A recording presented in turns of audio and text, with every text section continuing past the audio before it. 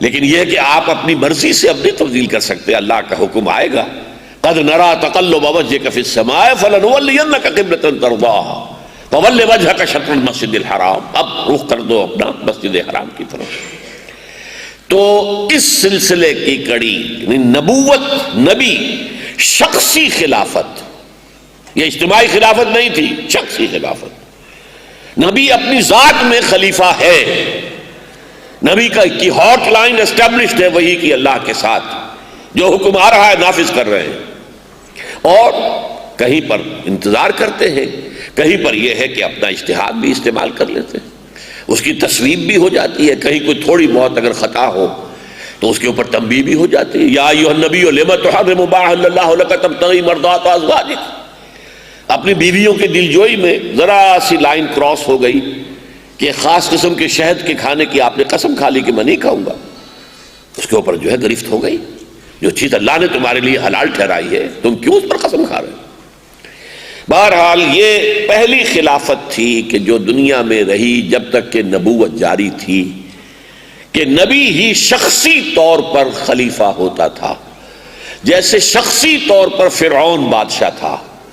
جیسے شخصی طور پر نمرود بادشاہ تھا، جیسے شخصی طور پر تبابع جو تھے، تبع، قوم تبع کے اندر جو ہوتے تھے وہ بادشاہ تھے۔ تو شخصی بادشاہت ورسس شخصی خلافت، یہ کب تک چلا؟ جب تک کہ نبوت جاری رہی۔ اب نبوت کے خاتمے کے بعد کیا ہوا؟ نبوت کے خاتمے کے بعد ایک اصطلاح آپ ذہن میں رکھیے، خلافت علی منہاج النبوہ۔ اگرچہ زیادہ ایک معروف ہمارے ہاں اصطلاح جو ہے خلافت راشدہ ہے، وہ میں بھی آپ کے سامنے بیان کروں گا کہ اس میں فرق کیا ہے، لیکن ایک خلافت علی منہاج النبوہ، میں نے حدیث جو آج آپ کو سنائی ہے مسند احمد ابن حنبل کی، حضرت نعمان ابن بشیر صحابی جو ہے اس کے راوی ہیں، اس میں 2 مرتبہ خلافت علی منہاج النبوہ کا لفظ آیا، یعنی نبوت کے نقش قدم پر خلافت۔ نبوت تو ختم ہو گئی لیکن نبوت کے نقش قدم پر خلافت، وہ کیا ہوگی؟ اللہ اور اس کے رسول کی جگہ کتاب و سنت، ان حدود سے تجاوز نہیں ہوگا، مباحات کے دائرے میں فیصلہ کیجئے مل جل کر مشورے سے، امرہم شورا بینہم۔ اصل میں خلافت راشدہ جو ہے وہ حدیث میں لفظ نہیں آیا، نہ قرآن میں آیا، ہاں خلفائے راشدین کا لفظ حدیث میں آیا ہے۔ ایک بڑی اہم حدیث ہے جو مسند احمد میں بھی ہے، جامع ترمذی میں بھی ہے، سنن ابن ماجہ میں بھی ہے، سنن ابی داؤد میں بھی ہے، حضرت عرباد ابن ساریہ رضی اللہ تعالیٰ عنہ سے لمبی حدیث ہے، میں اس کا چھوٹا ٹکڑا آپ کو سنا رہا ہوں۔ من یعش منکم بعدی فسیری اختلافا کثیرا، دیکھو مسلمانوں، جو بھی تم میں سے میرے بعد کچھ عرصے دنیا میں زندہ رہے گا تو وہ بہت سے اختلافات دیکھے گا، امت کے اندر نئی سے نئی آراء آئیں گی، بدعات آئیں گی، نئی باتیں ایجاد کی جائیں گی، اختلافات بھی ہوں گے۔ فَسَيَرَى اخْتِلَافًا كَثِيرًا فَعَلَيْكُمْ بِسُنَّتِي وَسُنَّتِ خُلَفَاءِ الرَّاشِدِينَ الْمَهْدِيِّينَ، تو تم پر لازم رہے گا کہ تم مضبوطی سے پکڑ لو میری سنت کو اور میرے خلفائے راشدین کی سنت کو۔ یہاں آیا لفظ راشدین، المہدیین، جو ہدایت یافتہ ہوں گے، اس سے ہم نے اصل میں خلافت راشدہ قرار دیا ہے اسے، ورنہ خلافت راشدہ ایک اصطلاح کے طور پر حدیث میں نہیں آیا۔ اس کا ایک سبب یہ بھی ہے کہ سورہ حجرات میں صحابہ کرام کو کہا گیا اولئک ھم الراشدون، چونکہ اس دور میں جو خلیفہ بنے وہ سب کے سب صحابہ میں سے تھے، اور صحابہ میں سے بھی چوٹی کے صحابہ، حضرت ابو بکر، حضرت عمر، حضرت عثمان، حضرت علی رضی اللہ تعالیٰ عنہم اجمعین۔ لہذا چونکہ صحابہ جو ہے اولئک ھم الراشدون، یہ سرٹیفکیٹ اللہ نے ان کو دیا ہے، تو یہ خلفاء الراشدون ہے، یہ وہ ہے کہ جو نہایت سیدھے راستے پر اور ہدایت یافتہ مہدیین ہیں۔ فرمایا تمسکوا بہا، ان کی، میری اور میرے خلفائے راشدین کی سنت کو مضبوطی سے پکڑ لو، وعضوا علیہا بالنواجذ،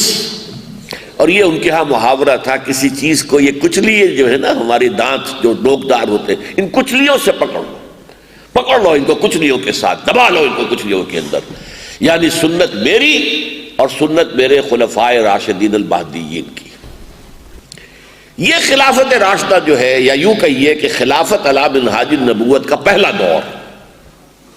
میں نے عرض کیا ہے، ابھی حدیث آپ کو سنا چکا ہوں، دو دور ہیں اس کے کہ جو آئیں گے، ایک آ چکا ایک آئے گا، لیکن یہ کہ اس کا ایک معاملہ خاص ہے کہ جس کی بنا پر خلافت راشدہ کا ایگزیکٹ نقشہ دنیا میں اب کبھی دوبارہ نہیں آ سکتا۔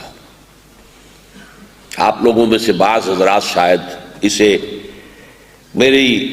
یاس پسندی اور مایوسی کی طبیعت اور پیسیمزم وغیرہ پر معمول کریں، نہیں، ایسی بات نہیں ہے۔ یہ میں نے کو 25 سال پہلے جب ایک دفعہ کہا تھا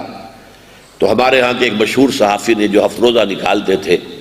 ایک بڑا سا پوسٹر شائع کر کے لاہور میں شائع کر دیا تھا اپنے پرچے کے اشتہار کے طور پر، کیونکہ اس میں مجھ پر تنقید تھی کہ ڈاکٹر اسرار نے یہ کہا ہے کہ خلافت راشدہ کا نظام دنیا میں دوبارہ قائم نہیں ہو سکتا۔ اس کی بات کیا ہے اس کو آپ سمجھ لیجئے۔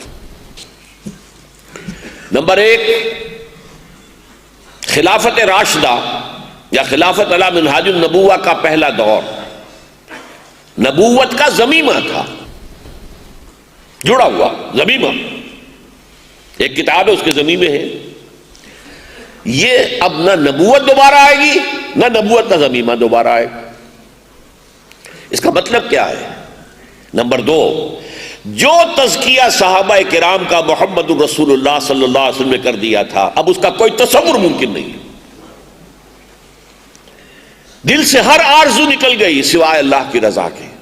اور آخرت کی فلاح کے۔ نہ ذاتی اقتدار چاہیے، نہ مال چاہیے، نہ دولت چاہیے، نہ شہرت چاہیے، نہ ناموری چاہیے، کچھ نہیں چاہیے سوائے اللہ کی رضا کے۔ ایسا تزکیہ کیا اب دوبارہ ممکن ہے؟ کیا ابو بکر اور عمر اور عثمان اور علی جیسے مزکہ مصفہ قلب والے لوگ، مزکہ نفس والے لوگ، مجلہ ارواح والے لوگ کیا دوبارہ آ سکتے؟ نمبر تین، ان صحابہ میں درجہ بندی تھی،